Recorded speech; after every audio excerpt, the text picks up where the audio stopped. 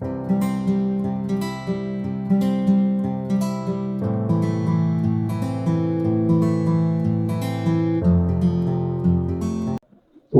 en nuestras Biblias el capítulo 11 del libro de Isaías, que es el que estamos estudiando.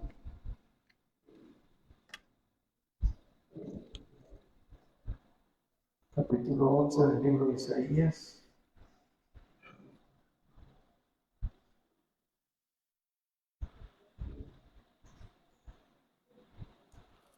¿Lo tenemos?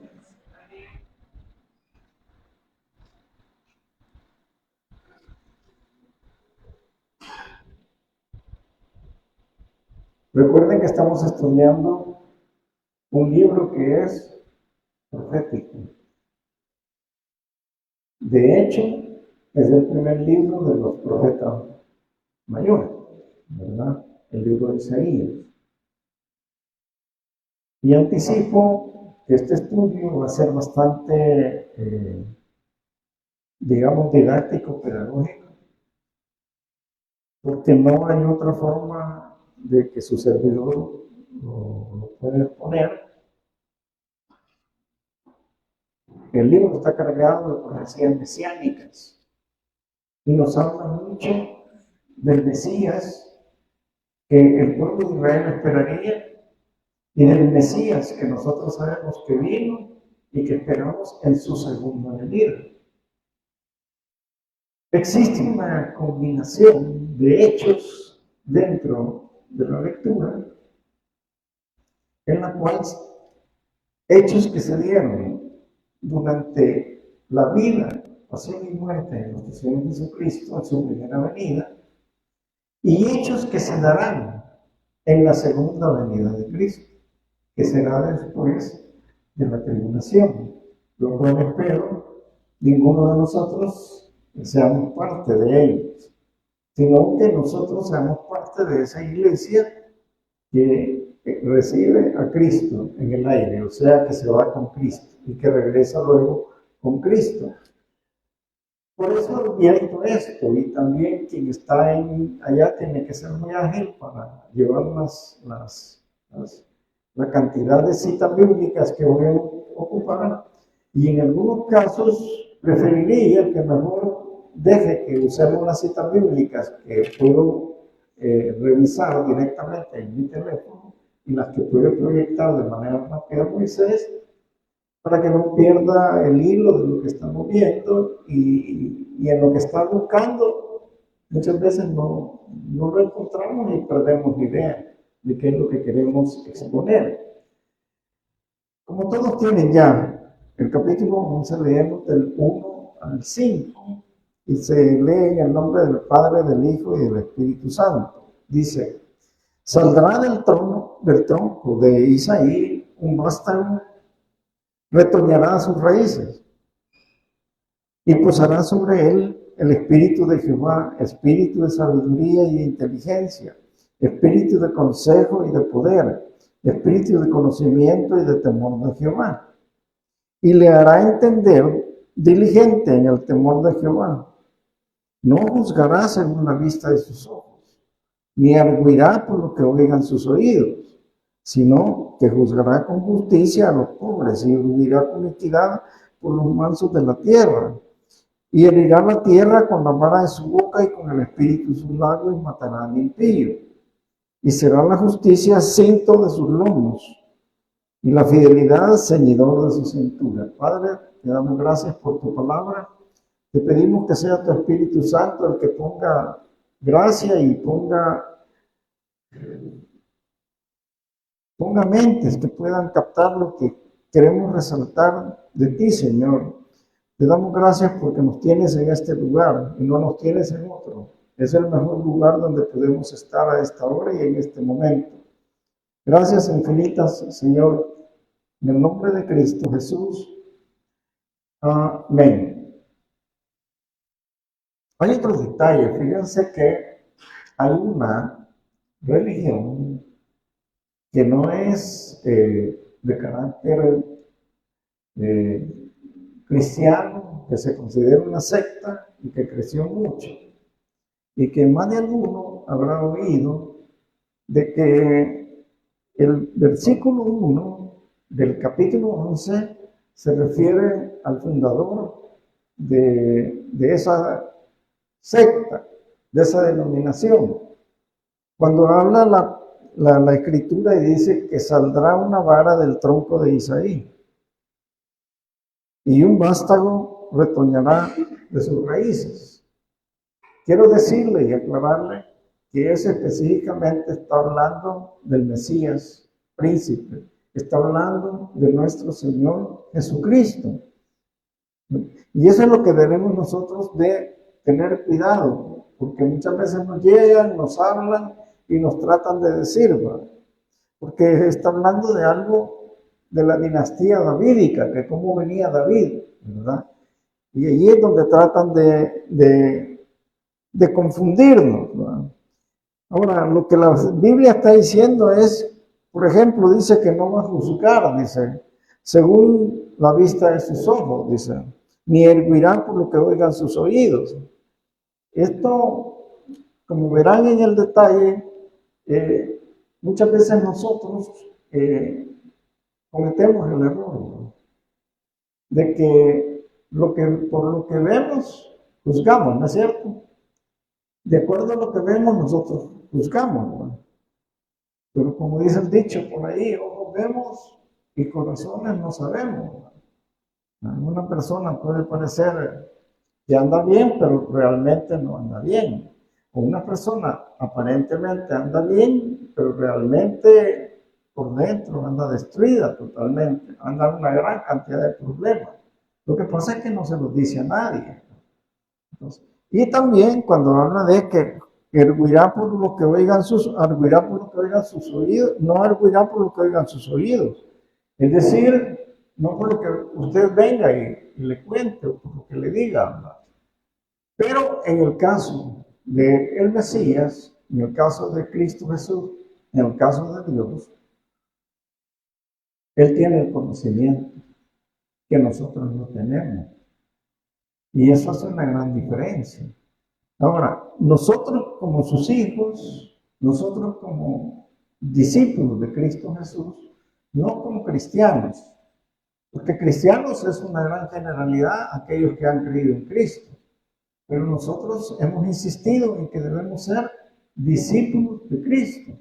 Y como discípulos de Cristo tenemos que aprender lo que Cristo nos quiere enseñar y dejarnos guiar por Cristo.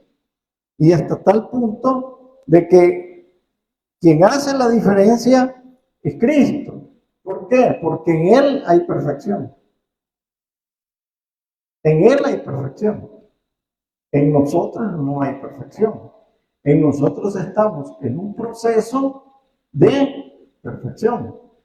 Claro, llegará un momento cuando seamos arrebatados y lleguemos a su presencia, en el cual muchas de las situaciones humanas que se dan, esas ya no se van a dar, porque vamos a estar en un mundo espiritual, el cual desconozco cómo se va a desarrollar. Solo sé que vamos a estar en el mundo espiritual y bajo la presencia de nuestro Señor Jesucristo.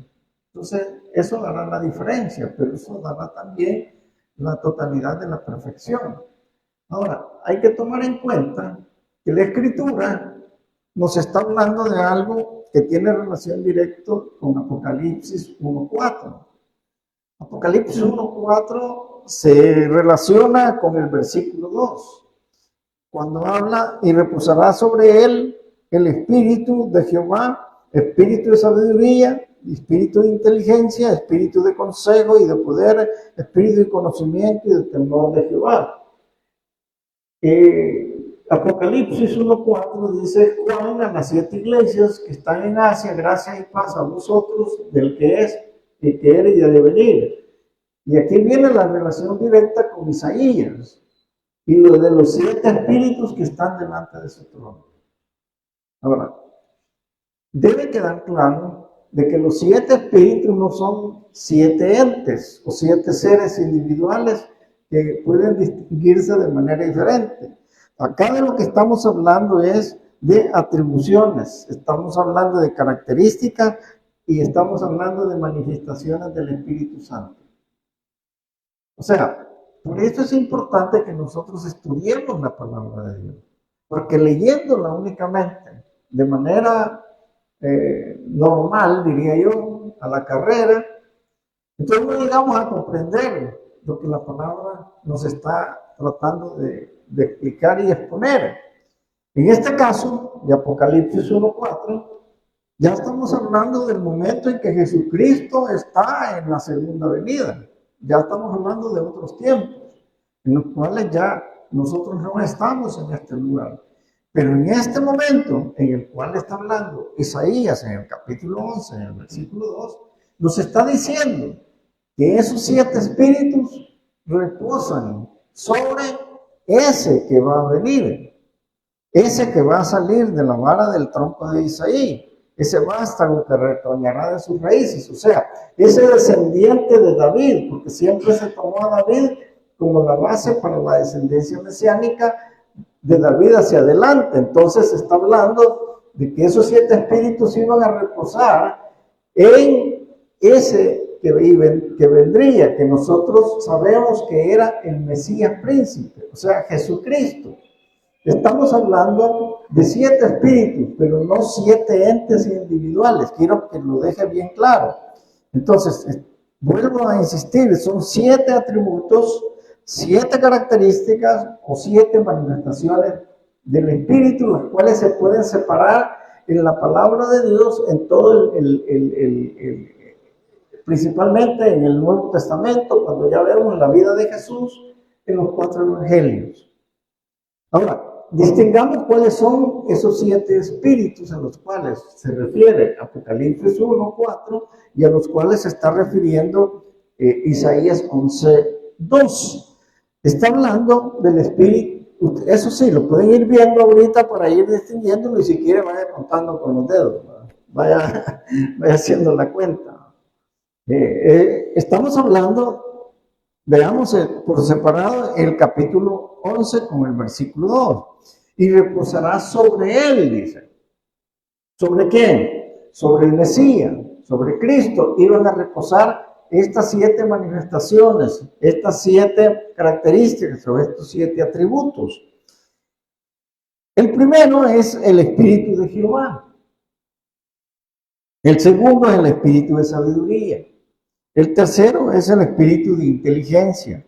El cuarto es el Espíritu de consejo. El quinto es el Espíritu de poder. El sexto es el espíritu de conocimiento. Y el séptimo es el temor de Jehová. Todas estas características, todos estos atributos se dieron a la plenitud en Cristo Jesús cuando estuvo en la tierra con nosotros. Ahora, ¿cómo hacemos? Bueno, vámonos por detallado para que podamos ir viendo lo que es el primer atributo, que es el Espíritu de Jehová, o el Espíritu del Señor. No es más que su presencia, la presencia que siempre iba a estar y estuvo en Cristo Jesús, y el poder que el Padre le dio al Hijo, es decir, la autoridad y el poder que Dios le dio a Jesús hombre.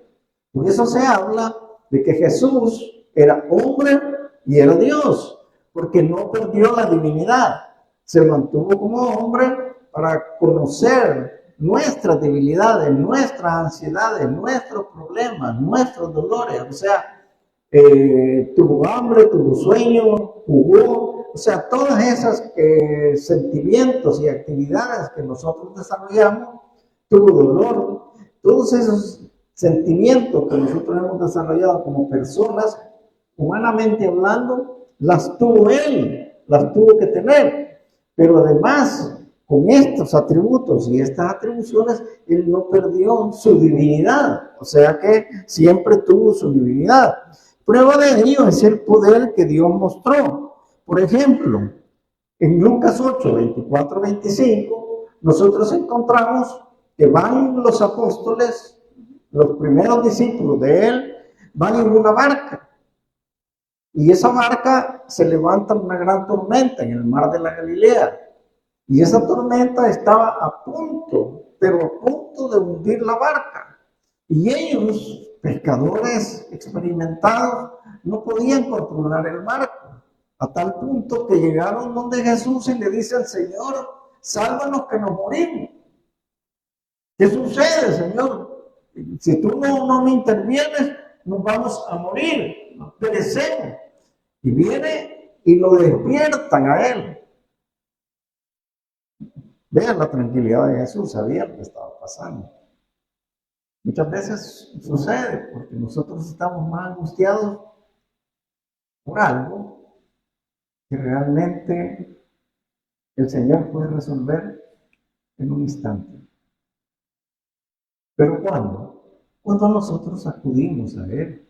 Y eso fue lo que hicieron. Acudieron a Él y Él despertó. Y habló a las olas, habló a la tempestad, y la tempestad, las aguas, se calmaron. Entonces viene la pregunta. Miren la forma en que ellos se expresan inicialmente de Jesús. No crean que había una sumisión a una autoridad, sí lo estaban siguiendo. Pero miren la forma en que se expresan y dicen: ¿quién es este que aún los vientos y las aguas manda y obedecen?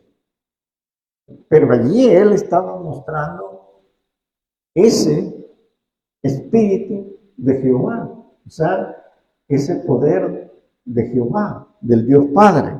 Lo mismo pasó con los demonios. En Marcos 5, en los versículos 12 en adelante, encontramos que seguidamente ellos están de nuevo en la barca, ya llegan a un lugar y no más llegan a ese lugar, aparece un demonio. Y ese demonio aparece gritando y diciéndole que por qué lo tortura y que por qué tiene que llegar Cristo a ese lugar. Y al final le pregunta que quién es y quiénes son, y le dice que es una legión. O sea, una legión es una gran cantidad de demonios que estaban sobre ese hombre. Ese hombre lo encadenaban, vivía en los cementerios. Vivía en los cementerios y lo encadenaban y no lo podían controlar. Pero cuando llegó nuestro Señor Jesucristo, con el poder que el Padre le había dado al Jesucristo hombre, viene y saca ese demonio, de tal forma que el demonio sale y le dice que si pueden ir a los cerdos. Y se van a los cerdos y los cerdos se van en un despeñadero, se van al mar. Pero ese era el capital con el cual esa gente trabajaba. De tal forma que ellos vieron lo material y no vieron que el hombre había sanado.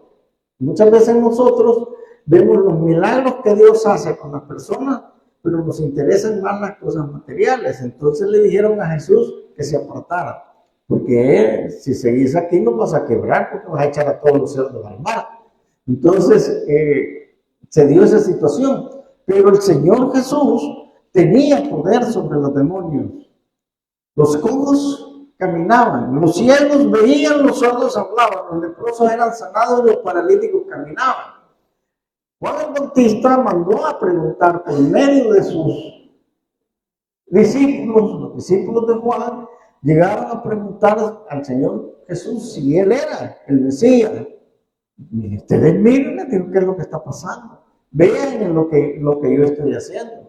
Allí es donde les dice: los cojos caminan, los ciegos ven, los sordos oyen, y los leprosos y todo esto, ¿verdad? O sea, tenía poder sobre la enfermedad. Lo vemos en Juan, capítulo 5, versículos 6 y 9. Ahí nos detalla uno de los milagros que él hizo. En esa parte de la Escritura. O sea, lo que les estoy tratando de demostrar es que Jesús tenía el Espíritu de Jehová, estaba sobre él, nunca lo abandonó, siempre estuvo con él. De igual forma sucede, allí es cuando levanta uno de los paralíticos. Igualmente sucede, tenía poder sobre la muerte, y eso lo vemos en Juan capítulo 11, cuando él en el versículo 25 en adelante resucita a Lázaro. ¿Recuerdan ustedes ese pasaje? En ese pasaje, las hermanas de Lázaro le reclaman a Jesús que por qué se tardó tanto en llegar. Pero Jesús se tardó tanto en llegar porque quería demostrar su poder y para que vieran el poder que él tenía y para que le reconocieran como lo que era. Y en ese pasaje está el versículo más corto de la palabra de Dios, que dice Jesús lloró. O sea, por eso les digo, Jesús tuvo esas sensaciones que nosotros tenemos. Él lloró por su amigo. Muchos lo dicen, pero muchos comentaristas creen que él no lloró por Lázaro. ¿Por qué no lloró por Lázaro? Porque momentos después él le está diciendo, Lázaro, levántate y anda. Él lloró de ver la incredulidad de los demás. Eso fue lo que le afectó a Jesús. Y le dice todavía una de las hermanas, no te he dicho que si creyeres, verás la gloria de Dios, porque ella no creía. Yo sé, le dijo, que va en el día del juicio todos van a resucitar. Pero le dice él, para Dios no hay nada imposible. ¿Quién era él? Era Dios, el Dios hombre. Entonces, él tenía poder sobre la muerte. Por eso levantó a Lázaro. En el segundo atributo vemos el espíritu de sabiduría. Y esto no era más que tomar decisiones y mostrar el poder que tenía Jesús de tener juicios acertados en un momento determinado. Por ejemplo, lo mostró desde que estaba muy pequeño. A la edad de 12 años lo fueron a presentar al templo. Y iban todo el grupo de familias, llegaron a Jerusalén, lo presentaron en el templo. Como ya eran mayor de edad, tenía que presentarlo, los 12 años se consideraban mayor de edad. Y luego se regresaba a la caravana. No sé cuántos iban en la caravana porque la Biblia no lo dice. Pero lo más seguro es que Jesús va con su tío, o Jesús va con sus primos. Pero cuando empezaron a darse cuenta y a preguntar dónde estaba Jesús, Jesús no estaba. Y se dieron cuenta que Jesús no iba en la caravana. 3 días después. Y regresaron y encuentran a Jesús sentado en medio de los profesores, en medio de los supuestamente de los que conocían, los sacerdotes del templo, en medio de ellos. Y dice que ellos se admiraban de ver la sabiduría y la inteligencia que Jesús tenía. Ya a los 12 años él mostraba esto. Lo mismo sucedió cuando quisieron cuestionarlo, por qué él hacía ciertas cosas y por qué no. Él les dijo, no, díganme ustedes, ¿por qué ustedes no creen en el bautismo de Juan el Bautista? Porque ustedes no creen. Pues. Y ellos le contestaron, entre ellos se pusieron a discutir, ¿no? Si le decimos que el bautismo es de Dios, nos va a decir, y entonces ¿por qué no hicieron caso? Y si le decimos que el bautismo no es de Dios, entonces el pueblo les va a ir encima. Porque tenía la capacidad y tenía el juicio de que las cosas caminaran correctamente. Tenía la equidad, la forma de mostrar un equilibrio, no de parcializar. Cuando ellos no pudieron contestarle por qué él tenía el poder de hacer las cosas, él les contestó, tampoco yo puedo decirles por qué. O sea, tenía buen juicio para hacer las cosas. Intentaron ponerlo en contra de Roma y del pueblo. ¿Recuerdan ustedes? Cuando intentaron ponerlo en contra, le dijeron, ¿es lícito pagar los tributos? Ellos esperaban que si él dijera, sí es lícito, el pueblo se le fuera encima, porque entonces estaba a favor de los impuestos. Y si decía que no, entonces estaba en contra de Roma y Roma se le iba a ir encima porque era un rebelde que estaba provocando que no se pagaran los impuestos. Y con su sabiduría, esa sabiduría que Dios le dio a ese Jesús hombre, mostrarle una moneda y decirle de quién es la cara que está allí. Y cuando ellos se lo muestran y le dicen de quién es la cara, es del César. Entonces dijo lo que ya muchos conocemos. Dar al César lo que es del César y a Dios lo que es de Dios. Y eso es válido hasta el día de hoy. Es válido hasta el día de hoy. Nosotros estamos obligados a pagar los impuestos que nos imponen las municipalidades y el gobierno central. De hecho, por eso se llaman impuestos, porque no nos piden permiso para ponerlos ni nos preguntan si queremos pagarlos o no. Esa es otra cosa, pero tenemos que cumplir con ello. De acuerdo, la palabra de Dios nunca ha ido en contra de que nosotros vayamos en contra de lo que son las leyes. Al contrario, la palabra de Dios apoya las leyes. ¿Y quién mejor que nuestro Señor Jesucristo?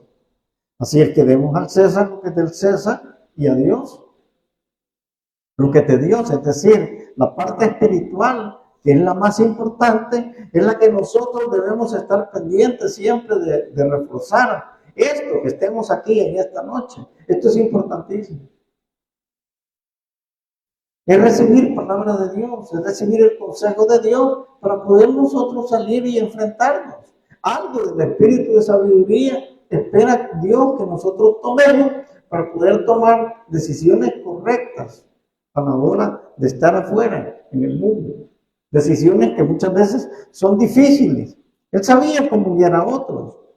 Por eso recordemos el proverbio en capítulo 9, versículo 10, dice que el principio de la sabiduría es el temor a Jehová. Por ahí empecemos, porque aquellos que no respetamos la palabra de Dios, nos da igual la palabra de Dios, subestimamos la palabra de Dios, subestimamos estar en este lugar. O sea, no debe ser así. Lo principal es conocer a Dios, conocer de Dios y conocer a Dios. Eso es importante para nosotros. Y eso es parte de la sabiduría. Cuando nosotros empezamos a conocer a Dios, empezamos a manejarnos de una manera diferente. Empezamos a tomar decisiones acertadas. Pero mientras nosotros hemos estado afuera, nosotros podemos testificar de todas las barrabasadas y las burradas que nosotros cometimos allá afuera, y por las cuales algunos todavía estamos pagando las consecuencias de no haber tomado en cuenta a Dios. Pero Dios, a través de su Espíritu Santo, quiere que también nosotros tengamos ese espíritu de sabiduría. Claro, la perfección estaba en Cristo. El tercer espíritu que se menciona allí, o la tercera característica, es la inteligencia.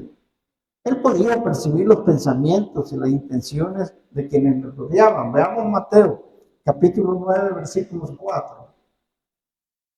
Él podía percibir lo que estaba sucediendo. Él podía conocer los pensamientos de las personas.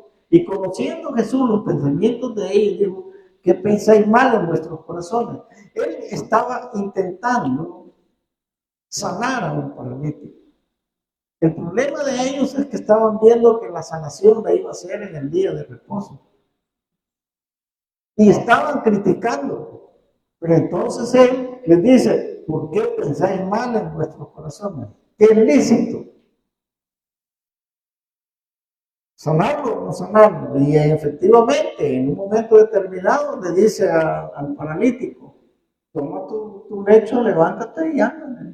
Y el paralítico se levantó y se fue. Pero lo interesante de rescatar es que él conocía los pensamientos de lo que estaba sucediendo. Y también lo hizo con sus discípulos. Con sus discípulos en el capítulo 18 de Mateo encontramos que vio el interés de sus discípulos. Sus discípulos estaban interesados en saber quién ocuparía los primeros lugares en el reino. Imagínense de lo que se preocupaban.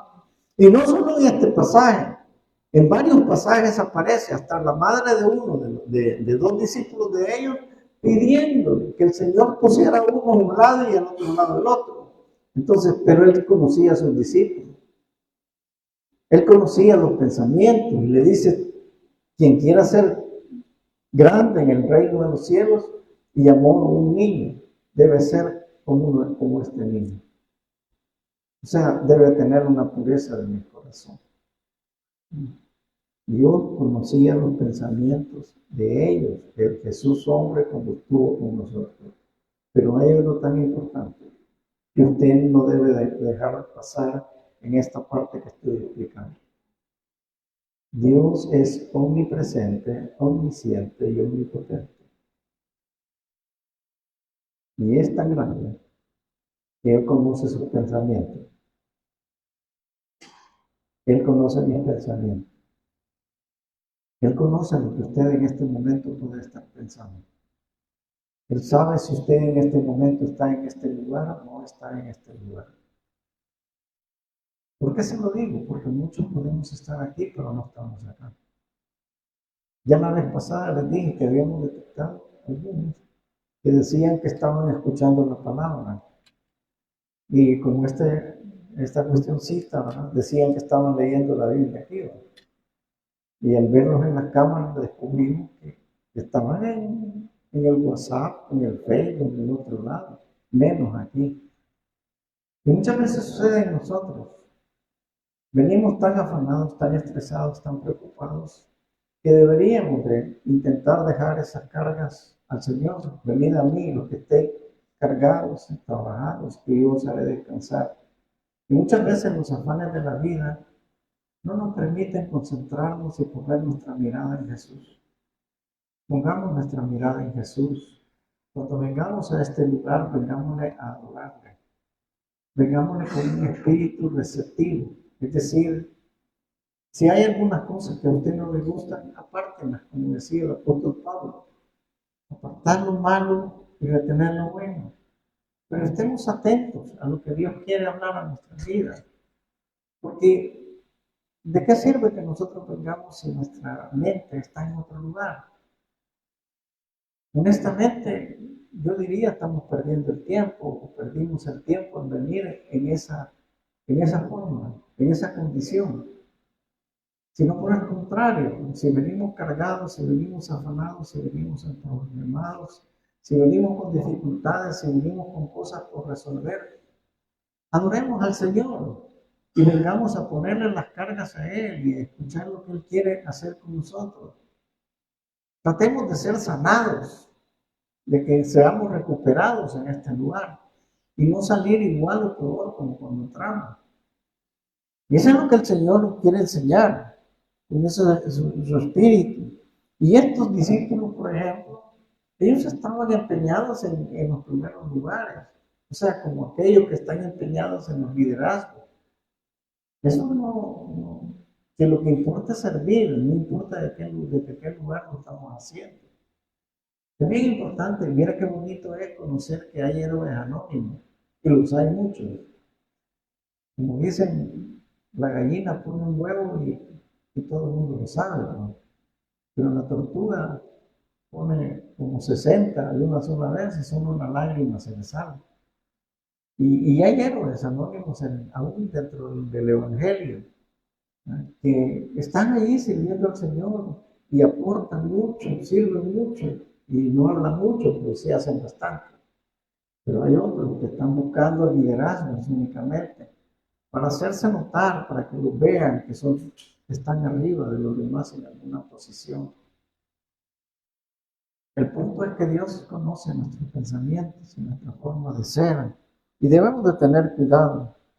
Vemos el espíritu de consejo también, ese espíritu de poder aconsejar. En Juan 10, 14, 15 nos muestra, Juan 10, 14 y 15 nos muestra la capacidad que él tenía para guiar. ¿Por qué? Porque él es el buen pastor. Él es el buen pastor.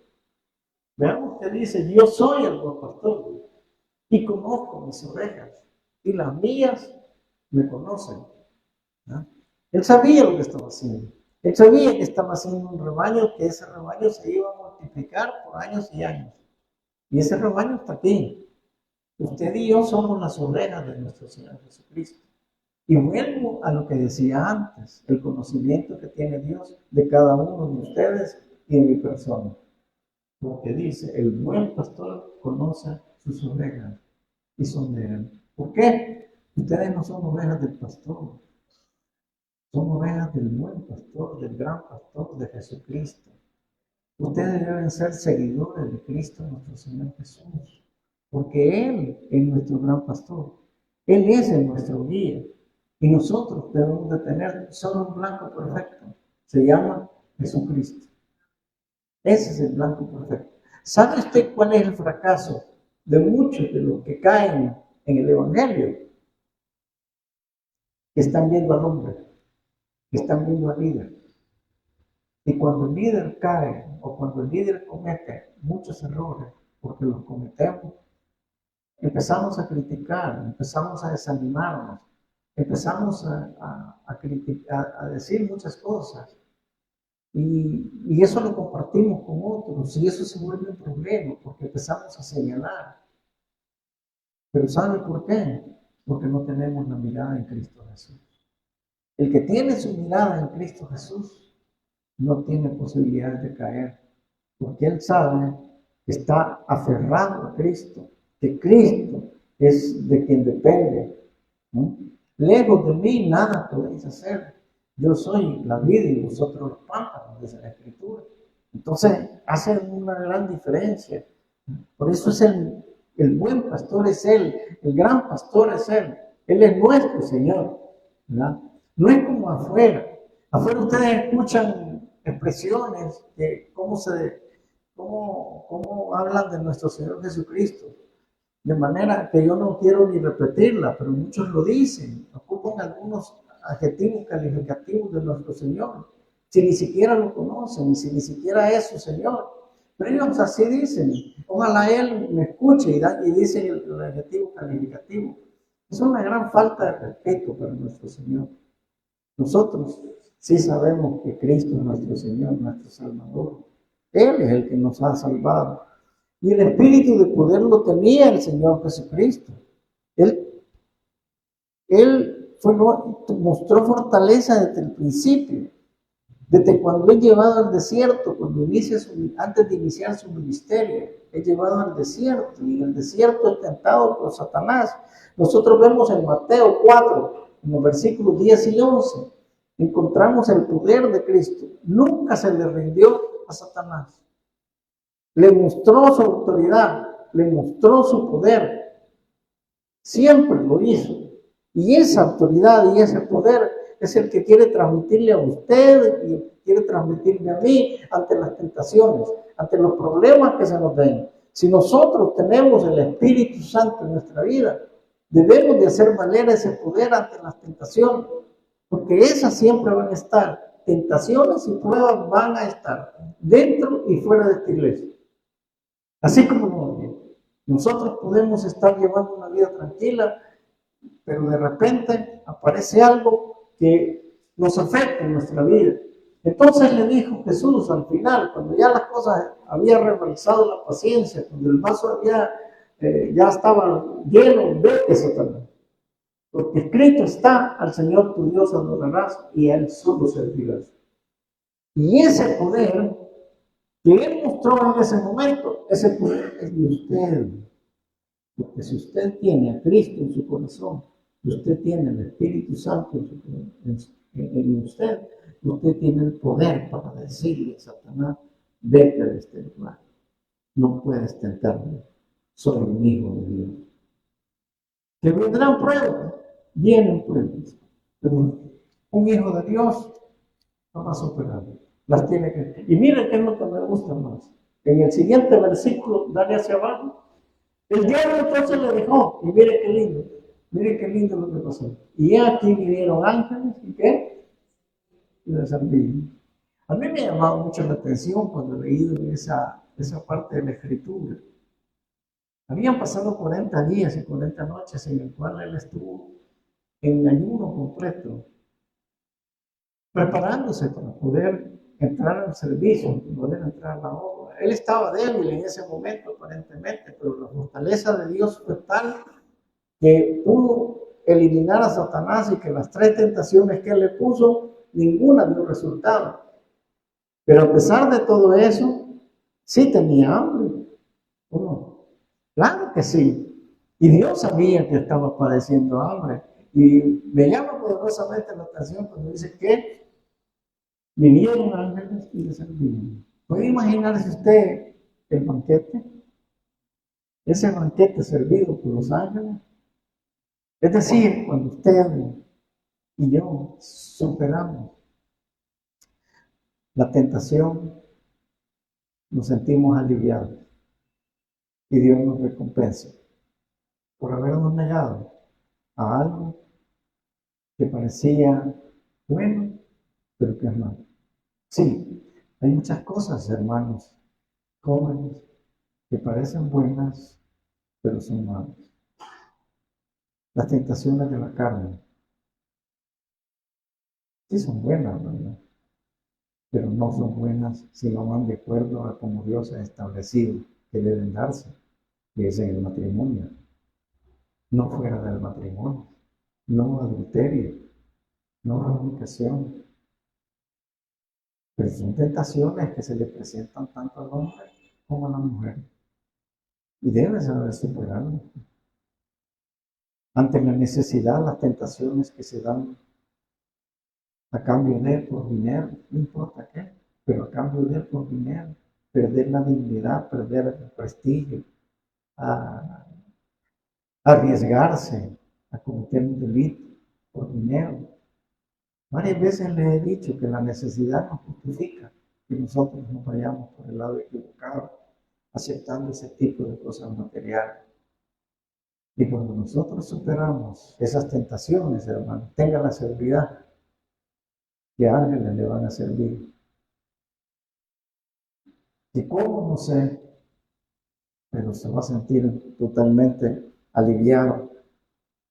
Él se mantuvo firme hasta el final, tuvo fortaleza.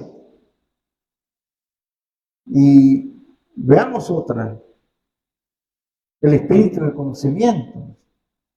Fíjense que para determinar el espíritu de conocimiento, ustedes han escuchado que se habla del sermón de las bienaventuranzas.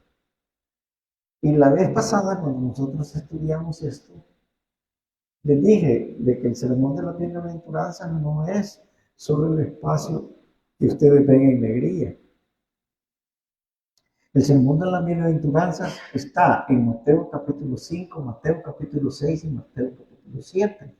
Son 3 capítulos que ocupó el Señor Jesús. ¿Y sabe a quiénes preparó? A sus discípulos. ¿En qué? En muchos temas. En muchos temas. Él dio el conocimiento. Él no nos mandó a la guerra sin antes prepararnos. Y el Señor a esta iglesia, que muchos ya tienen años de estar acá en la iglesia, los ha preparado para que podamos servir y servir a otros. Él nunca nos manda a la guerra sin darnos las armas necesarias. Y la mejor arma que nosotros tenemos es la palabra de Dios. Pero usted puede tener una buena arma, pero si no la sabe usar, usted puede tener un arma de fuego, una pistola, pero si no la sabe usar, usted mismo se va a matar. Si no sabe usar el machete para defenderse, usted mismo se va a herir, o con el mismo le van a dar.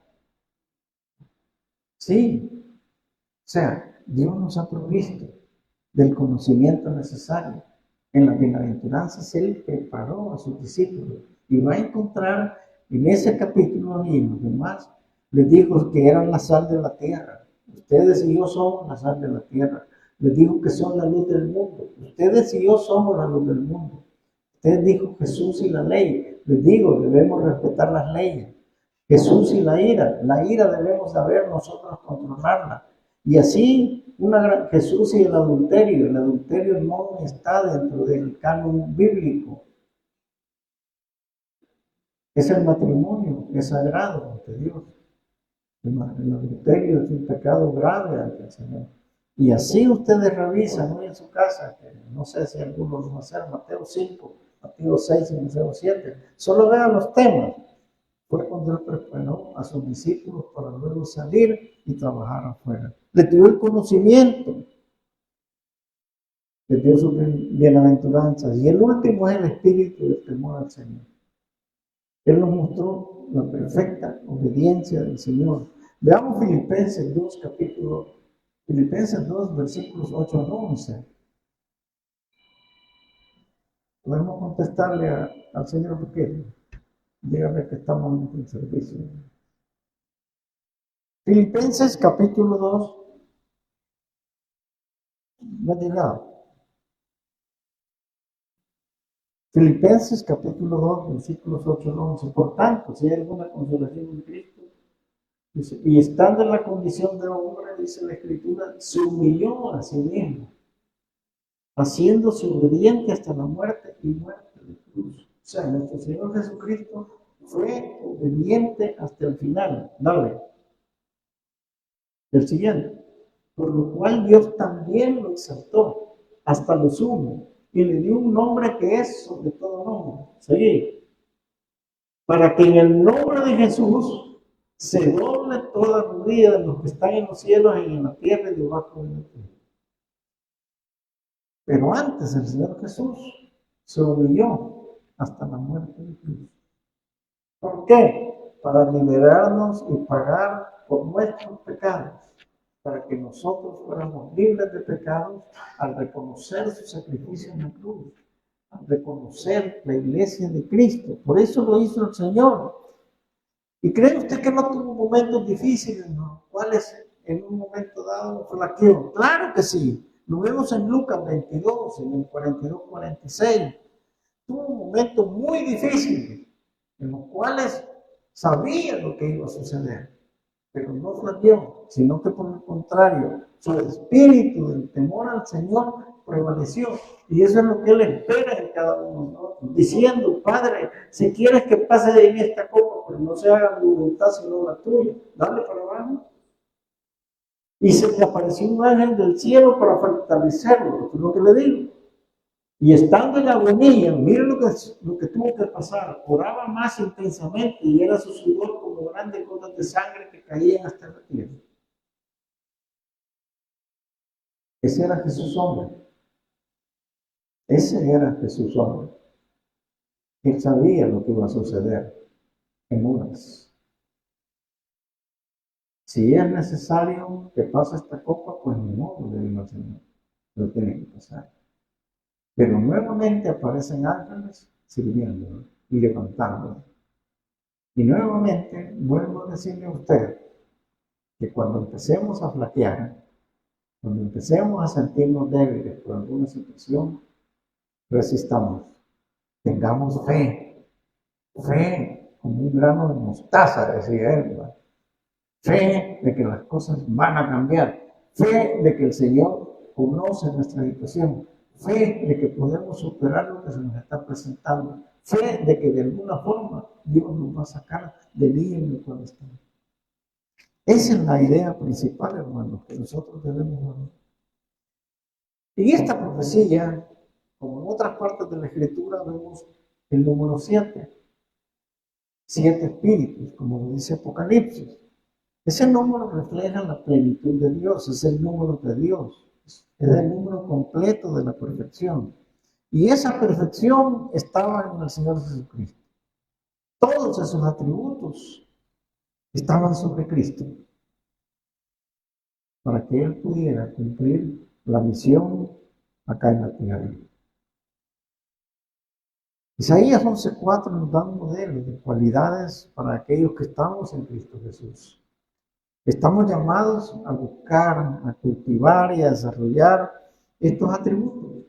Por eso Santiago 11, versículo 5 nos dice que si alguno es falto de sabiduría, que la pida, pero pídala con fe.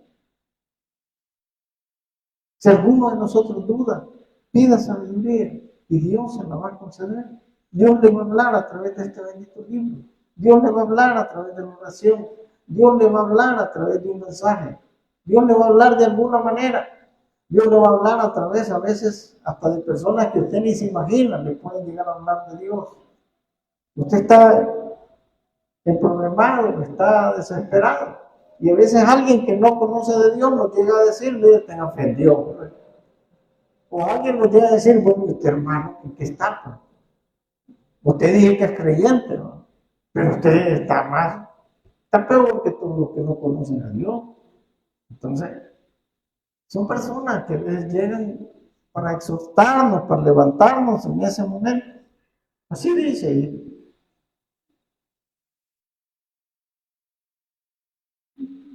Te decía, sí, te desviaste.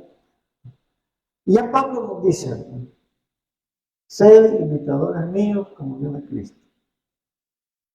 ¿A quién debemos imitar? A Cristo Jesús. Él es el blanco perfecto. Nuestro modelo es Cristo. Si nosotros cultivamos y desarrollamos estos atributos del Espíritu Santo, vamos a poder enfrentar las dificultades, hermano. Vamos a poder ser de bendición para otros. Y sabe, cuando usted y yo recibimos a Cristo Jesús, recibimos al Espíritu Santo y con el Espíritu Santo viene este paquete.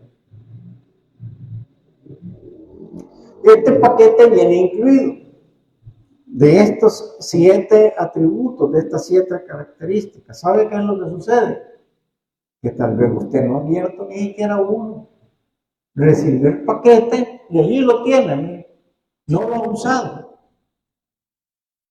Lo que le digo ahora en esta noche le motivo a que los estudien, a que los desarrollen, a que los cultiven y a que los usen. Y si no sabe cómo, pida sabiduría, como lo dice Santiago. Lo pusiste al freno, él te perdió. Él te perdió. 1:5, bueno. Amén, hermanos. Inclinamos el rostro, vamos a orar.